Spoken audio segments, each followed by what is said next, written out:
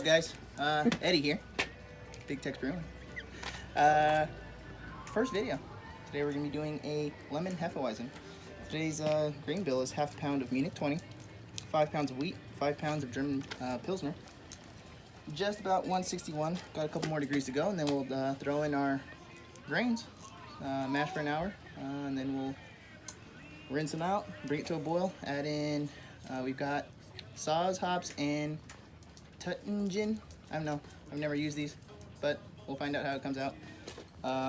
Post a link to the recipe down in the description so you can check it out. See you in a bit. So what we're doing here is we're going to slowly add the grains. It's going to seem like it's going in fast, but we actually sped up this footage. But you're going to slowly pour in the grains while you're stirring, so you can disperse them into the water as evenly as possible, prevent any dough balls from forming. You don't want it to be clumpy or bulky or have clogs or anything. So you just want to get all the grains as wet as possible. And you can see here it's going to get a little bit thick to stir, so I'm going to actually put my lid back on and then turn on my recirc pump, which will recirc some of that water from the bottom of the kettle to the top, getting those grains wet at the top. So that way we can extract more sugar, because sugar means alcohol, and alcohol is good, especially when you're with beer. So you'll see the water kind of coming out, and just wanted to get those grains wet on top. And keep stirring. Once you feel comfortable that it's all mixed in, you're good to go. While those grains are mashing, it's the perfect time to sit back, relax, and have a beer with your friends. Here I'm just showing you the recirculation, which helps give you a clearer product. After the hour of mashing is done, we're going to drain our grains, and I actually heated up some sparge water, which I pumped over the grains to rinse out any residual sugars.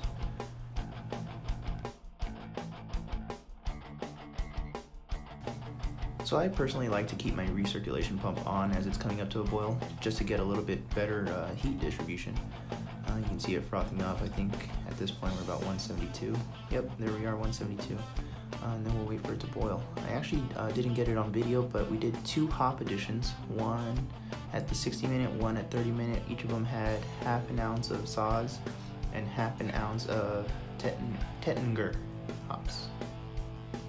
Here I'm submersing my chiller for the last 15 minutes of the boil, which will help sanitize it. Everything after the boil is when you're worried about sanitation. Next I'm going to add a Whirlfloc tablet, and what that's going to do is that's going to cling onto the proteins left behind, and it's going to drop them down basically and make them heavy. Now at the 10-minute mark I added the peel from 1.5 lemons. We peeled 3, but I'm saving the other 1.5 for fermentation. So after the hour of boiling is done, I'm going to shut off the unit, and I'm going to keep my recirc pump on so I can have better heat distribution once I cut in chilling water.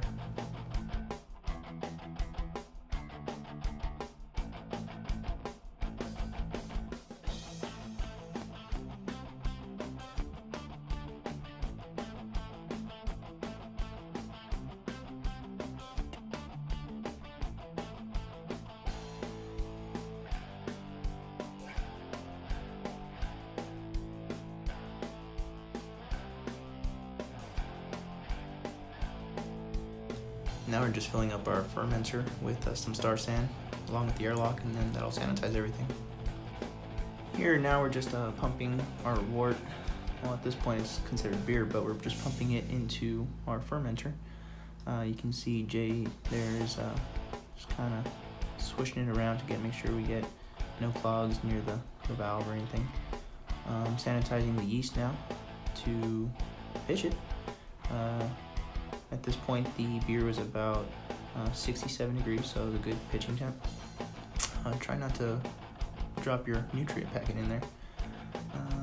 But after that, now what we're going to do is you're going to see me aerating the wort, and now the dump did not cover the hole, but aeration is going to be really good for the beer.